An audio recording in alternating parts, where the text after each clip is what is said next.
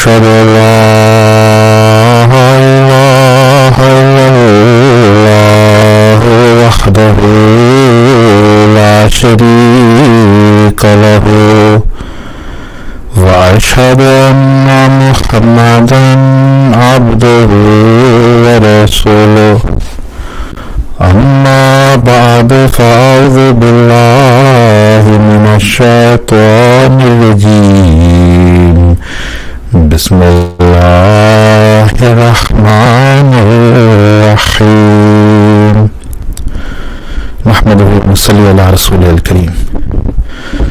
Friends, Assalamu alaikum wa rahmatullahi wa barakatuhu. Today I want to discuss another controversial subject, and that is the legacy of British colonialism, British imperialism upon the Muslims specifically, and even more specifically upon the Muslims of India, of the Indian subcontinent. And I have always advocated that this is a positive legacy, an extremely positive legacy, and something which is a narrative that is very controversial and not quite accepted by Muslims today, and South Asian Muslims today either. But when we look back at British colonialism, we have to judge it from a religious perspective. And that is the proper, as a Muslim, as Muslims, as people who love religion, who love our religion, who love Islam, who have devotion to Allah, who have devotion to his scripture, to his prophet, and to his divine law, then we have to have, our perspective has to be a religious perspective. First and foremost, the economic considerations, the geopolitical and the political considerations, that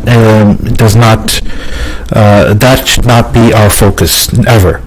That should never trump the religious consideration, is what I mean to say. So, how does British colonialism, what is the relation with religion? What is the relation with the Muslims? The first thing I want to mention, this is something which has very little attention has been paid to. India is a country, a territory in which Muslims are a minority. I'm talking about undivided India. That was a country where Muslims were very significant population. Maybe a quarter of a population, if not an actual third of a population, was Muslim. But still a minority, because the majority were non-Muslim and the majority were Hindus. Now, before British colonialism, and to a large extent at the beginning of British colonial rule, Muslims and Hindus were very integrated with each other. And there was the difference between them was very minor in terms of lifestyle, in terms of politics, in terms of culture, in terms of social norms. Muslims were very much still Hinduized. Why? Because the Muslims of India are recent converts to Islam, for the large part. The average Indian Muslim is a recent convert to Islam. His conversion, his family's conversion to Islam is going back only a few generations at best, on average. Obviously, there's different exceptions to this rule, and depends on different regions and different castes. But on average, in general, the Indian Muslim, the South Asian Muslim, is a recent convert to Islam. And being a recent convert to Islam has not properly adjusted and acclimatized to a lot of Islamic norms, and still retains a lot of the Hindu culture, a lot of the Hindu concepts and norms and social behavior. And so, especially in the rural areas, the Muslims are virtually indistinguishable from the Hindus. in terms of dress, in terms of language, in terms of culture, in terms of rituals as well, the marriage customs, the funeral customs. A lot of the customs are virtually indistinguishable or has a very heavy Hindu influence. And so one of the positive, and I would say this is the most positive contribution of British colonialism to India, is that it created a division between Muslims and Hindus. And the way they were successful in implementing this division was by highlighting religiosity, by highlighting the differences between Muslims and Hindus, and encouraging both communities to develop a consciousness, to develop a religious consciousness, so that the more the religious consciousness is developed, the further apart they become. Now, why did the British do that? Obviously, it was for their own interest. It was for their own colonial policy, divide and rule. If they can divide their subjects and make their subjects, distrustful of each other, make their subjects divided and not recognize each other as being one people, then their job is a lot easier. Their rule is guaranteed to last longer. It's more durable, and they have less problems, because if the people if their subjects are united and are politically active in consciousness and start a campaign against them, for example, the self-rule movement, then that unity and that solidarity among the people, it becomes a threat to their colonial rule, to their colonial enterprise, and it gives strength to their resistance to colonialism. So it was part of their interest to encourage division in India. Now, as Muslims, obviously that interest was not, out of sympathy for Muslims or out of sympathy for Islam. It didn't come from there. That's why it could be called a blessing in disguise, something that is inadvertent, something that is kind of unintentional on their part. But their policy resulted in Indian Muslims, by and large, becoming more conscious of their Muslimness, of their Islamic identity, and therefore actually becoming more religious, more Islamized, less Indian, less Hindu. They began to shed their Hindu baggage, their cultural baggage that they inherited from their Hindu ancestry, and became a separate nation. So this British policy of divide and rule, of promoting religious consciousness, is a very positive legacy from our religious perspective. Because we as Muslims, Islam desires, Allah Himself, you could say, desires that Muslims separate themselves from other people and develop religious consciousness. Because the more religious conscious you are, the more conscious you are of your separate identity, of your religiosity, of the fact that your religion is your most important part of your persona, the most crucial and the most valuable part of your civilization, of your society. Then that means you come closer to Islam. You become more observant. You encourage piety. You encourage Islamization. And British colonial policy is directly, I would say, responsible for that phenomena.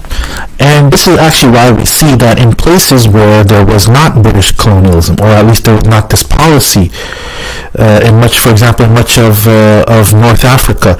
North Africa was colonized by the French. The French had a very different policy. They did not promote religious consciousness, unlike the British in India. The French in North Africa, they did not promote, as a matter of fact, they promoted the opposite. They promoted cultural Europeanization. They promoted this laicity, this sort of French version of secularism. They promoted a policy that resulted in the people of North Africa becoming less religious, becoming less identifying with Islam, becoming less visibly Muslim, and becoming more European in their culture, in their habits, in their lifestyle, in their outlook, in their politics, in their values. So it's a blessing for the Muslims of South Asia that they were conquered and ruled by the British as opposed to the French or some other European colonial power. And I've always said that among the Europeans, the best Europeans, the ones who are the most sympathetic or the most favorable toward Muslims, are the Anglos. So that would encompass not only the British but also the Americans and the Canadians and others, who originate from the Anglosphere, from Anglo-Saxon England. That particular strain of Europeans has been the most favorable toward the Muslims, as opposed to the French or the Russians or the Germans or the Spanish or the Italians. And I'm not promoting, this is why I'm not promoting or I'm not favorable to European colonialism in general, but specifically British colonialism, British imperialism. And British imperialism, outside of India, there was British imperialism in Mesopotamia, Iraq, and in parts of Arabia, the Gulf, in Yemen to some extent, and Egypt for sure. And this is why you see that the Muslims who were under British colonial rule, and you compare them with those Muslim countries and populations that were under some other European colonial rule, namely the French, but also the Italians and the Dutch, etc. Those who were under British colonial rule retained their Islamic identity and still have a strong attachment to Islam. If not, it became strong, as in the case of South Asia, due to British colonialism. The other thing which Muslims should, of South Asia, of Indian subcontinent, should remember is that if it was not for the British, the state of Pakistan, which is today the Islamic Republic, so-called Islamic Republic of Pakistan, would not have been created. And consequently, Bangladesh would not exist either, which used to be East Pakistan. It would all be, if this British policy of divide and rule was not implemented, today India would be united from, it would have a border on the west with Afghanistan and Iran, so there would be no Pakistan, and there would be no Bangladesh either. This would all be one unitary Indian state, and that would have been a disaster for the Muslims, because we already see what the condition of the Muslims are in the Republic of India, especially in the last 15 years or so, the last 10 years or so. There has been a rising, you could say there has been a rising Hindu chauvinism, which is known as Hindutva. And this is a phenomena that basically it's been there all along, but it has been growing exponentially, and today it's actually mainstream. Today it is mainstream in India, and this is detrimental to the Muslims for obvious reasons. Muslims have become second-class citizens in the Republic of India. So the British were the ones who created Pakistan. This is something which the Muslims should remember. The real creator of Pakistan is not the Muslim League or Muhammad Ali Jinnah or some of the Muslim League other politicians. No. The creator of Pakistan is the British, the benevolent British colonial government. They created Pakistan. They created West Pakistan and East Pakistan. East Pakistan later became Bangladesh. But they are the ones who created that. They are the ones who approved of the partition of India. If they didn't approve it, it wouldn't have happened. It certainly wouldn't have happened.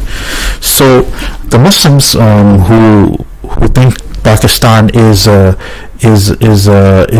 positive creation, who are thankful for Pakistan, they should be thankful for the British. And the Prophet ﷺ said, one who cannot express gratitude to the creation of Allah ultimately cannot express gratitude to Allah Himself.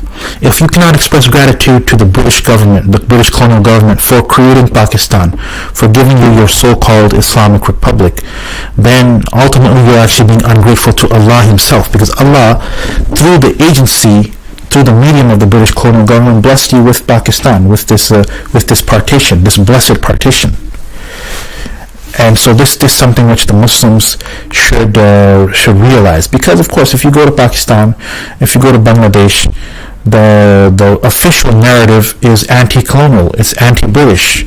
They teach in the textbooks, that the British were bad, the British did this and that.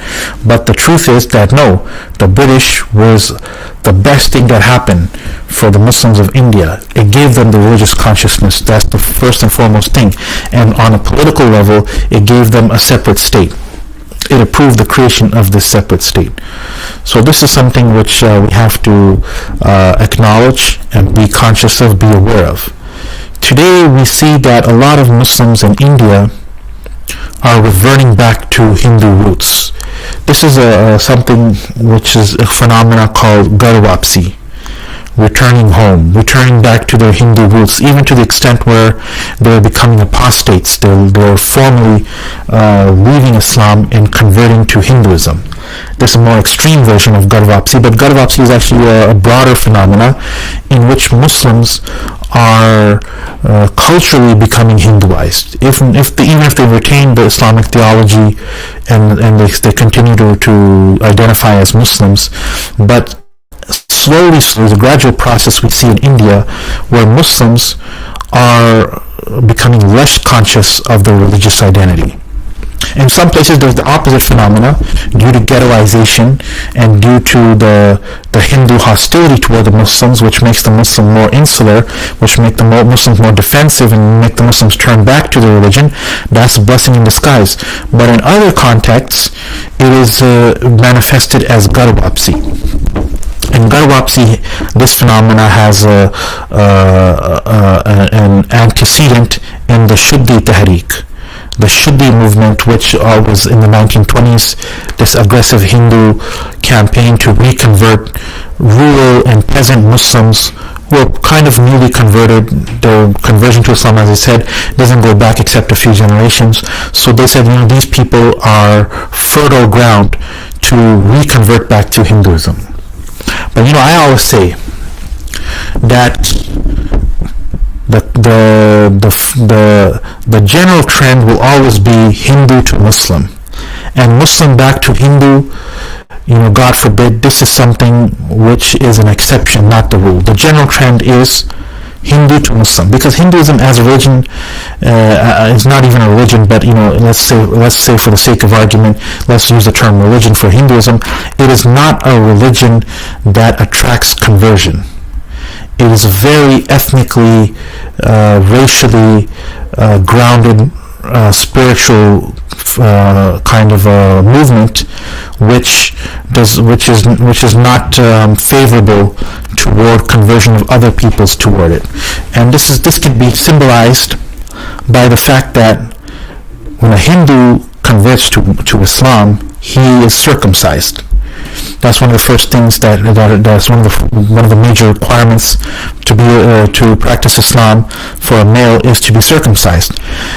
And circumcision is a procedure which can't be reversed.